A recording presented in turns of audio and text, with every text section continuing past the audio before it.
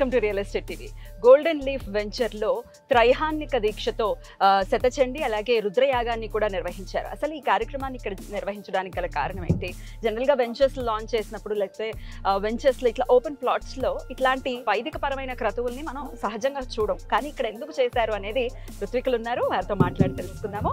చక్రధర్ గారు, ఇక్కడ మనం చూసుకున్నట్టయితే చాలా వైదికపరమైన క్రతువులు అయితే జరిగి ఉన్నాయి. అసలు ఏంటి ఇక్కడ ఈ ఓపెన్ ప్లాట్స్లో ఈ కార్యక్రమాలు చేయడానికి గల కారణం ఏంటి? అంటే అమ్మ వీళ్ళు అంటే ఎవరైనా సరే ఎటువంటి వెంచర్లు తీసుకున్న తర్వాత ఏదైనా సరే మనం వాస్తురీత్యా ఏదైనా ఒక శాంతి కార్యక్రమం చేసుకున్న తర్వాతనే దాంట్లో ఎటువంటి కన్స్ట్రక్షన్ అయినా ఏదైనా చేయడానికి మనకు అనుమతి అనేది ఉంటుంది. కాబట్టి అంటే ఇక పూర్వము ఈ యొక్క భూమిలో ఉన్నటువంటి వెంట్రుకలు కానీ ఎముకలు కానీ శల్యాలు కానీ ఇలాంటివి ఉన్నప్పుడు ఆ భూమి అనేది మనకు నిర్మాణానికి పనికిరాదు అని. కాబట్టి దానికి మనకి ఏంటి శాంతి అని కానీ ఎట్లా ప్రత్యామ్నాయం అంటే దీనికోసమని ప్రత్యేకంగా వాస్తు శాంతి అని శాస్త్రంలో చెప్పబడింది. ఆ వాస్తు శాంతి ఆచరించిన తర్వాత మనం ఎటువంటి కార్యక్రమం దాంట్లో చేసుకోవచ్చు.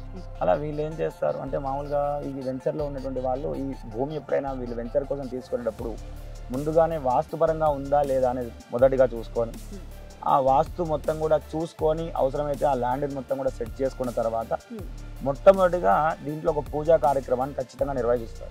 అంటే ఎటువంటి వాస్తు దోషాలు లేకుండా ఉండాలి తీసుకునేటువంటి వాళ్ళకందరికీ కూడా అనేటువంటి మంచి సంకల్పంతో వీళ్ళు వాస్తు శాంతి చేస్తారు. చాలా అరుదుగా చూస్తాం. అంటే అందరు కూడా అంటే ఏదో బిజినెస్ గా వెళ్తూ ఉంటారు, కానీ అలా వీళ్ళు ఏంటంటే మొట్టమొదటి నుంచి కూడా అంటే వీళ్ళ కార్యక్రమాలు చాలా చేయించాము. ఫస్ట్ నుంచి కూడా వీళ్ళు ఏ భూమి తీసుకున్నా కూడా దాంట్లో వాస్తుని పరిపూర్ణంగా నమ్ముతారు. తర్వాత ఈ వైదిక కార్యక్రమాలు కూడా చాలా అద్భుతంగా నిర్వహిస్తుంటారు. అలా వాస్తు శాంతి చేసిన తర్వాత వీళ్ళు అలా అదొక్కటి చేసి మానుకోకుండా వీళ్ళు అంటే మామూలుగా ఎప్పుడైనా అమ్మవారు బుద్ధి పుట్టించినప్పుడల్లా కూడా ఏదో ఒకటి కార్యక్రమం చేస్తూ ఉంటారు. సుదర్శన హవనం కానీ చండీ హవనం కానీ అలా చేస్తుంటారు. మరి ఇప్పుడు మనం ఇక్కడ ఈరోజు చేసింది శతచండీ యాగం అన్నమాట. అంటే దాంతోపాటుగా దశమహావిద్య మూలమంత్ర హవన పూర్వక శతచండీ సహిత రుద్రయాగం చేశాం. ఇప్పుడు మీరు ఇందాక చెప్పినట్టుగా త్రయాన్నిక దీక్షతో ఉండి ఈ యొక్క యాగాన్ని చేయడం జరిగింది. కారణం ఏంటండి త్రైహాన్నికం చేయాల్సిన? త్రయాన్నికం అంటే త్రయాన్నికము పంచాన్నికం అంటే చాలా ఉన్నాయి. మనం ఎన్ని రోజులైనా 3 రోజులు ఎందుకు చేస్తారు? 3 రోజులు ఎందుకు చేయాలి అంటే దీంట్లో కొన్ని కార్యక్రమాలు ఉంటాయి.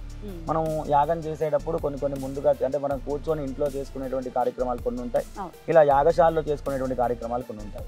దానికి మొట్టమొదటిగా మనం గణపతి పూజ పుణ్యాహవాచనం చేసుకొని తర్వాత ప్రాయశ్చిత్తము పంచగవ్యము దీక్షాధారణ వృత్తిధరణం ఇవన్నీ ఉంటాయి.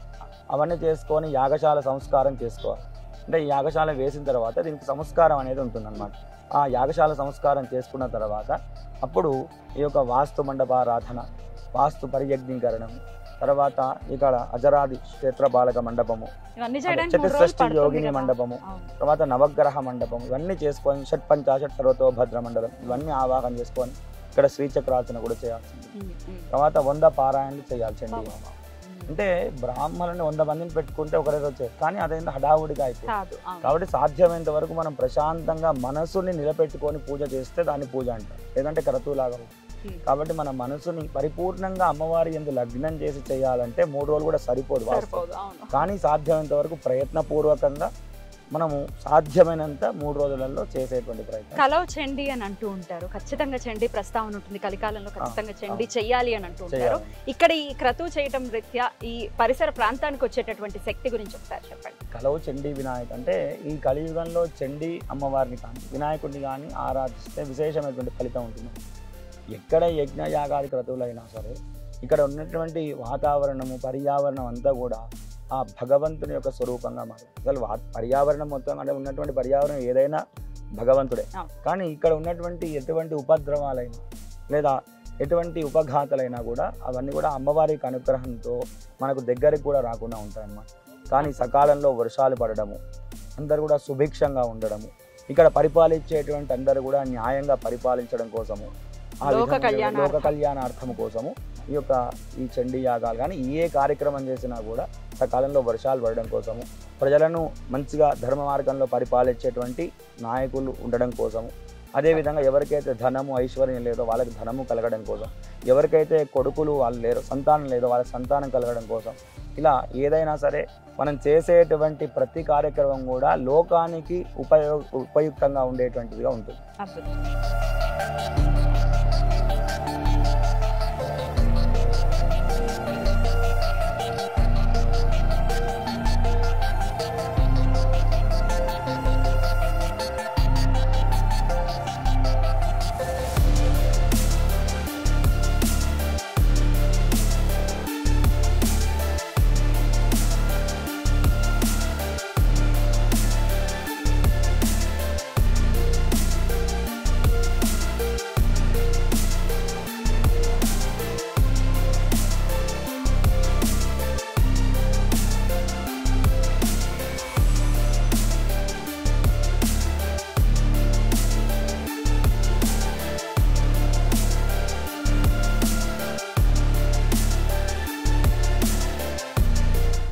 మరొక ఋత్వికులు రామకృష్ణ శర్మ గారు ఉన్నారు, మాట్లాడదాం. నమస్కారం.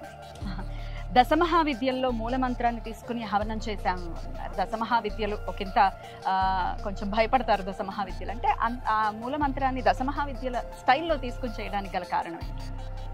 ఇక్కడ అమ్మవారు స్త్రీ తత్వం. ఇక్కడ మనం స్త్రీ తత్వాన్ని తీసుకున్నట్లయితే ఒకే స్త్రీ మనకి ఎప్పుడు కూడా తల్లిగా పిల్లల్ని ప్రేమిస్తుంది, వాళ్ళని లాలిస్తుంది, ఆడిస్తుంది, కోపం వస్తే కొడుతుంది. కొట్టినంత మాత్రాన తల్లి చెడ్డదైపోదు, రౌద్ర రూపం దాల్చినట్టు. అక్కడ కనుక పిల్లవాడిని కనుక మనం కోపగించుకుని కొట్టకపోతే వాడు తప్పుదోవడం పడతాం. ఇక్కడ అమ్మవారు రౌద్ర రూపము అనడానికి అసలు కాళీ అంటే చాలా మంది భయపడతారండి. కానీ మనకి శాస్త్రంలో ఏమైనా ఉందంటే కాళీ కృష్ణ లలితా రామ అని, కాళీ కృష్ణ లలితా శ్యామ అని. అంటే కాళీతత్వం అంతా కృష్ణతత్వం, లలితాతత్వం అంతా కూడా రామతత్వం. ఇక్కడ కాళికాదేవిని ఎంతసేపు కూడా భయంగా కొలుస్తారు తప్ప ఆవిడంత శాంతమూర్తి ఎవరు లేరండి.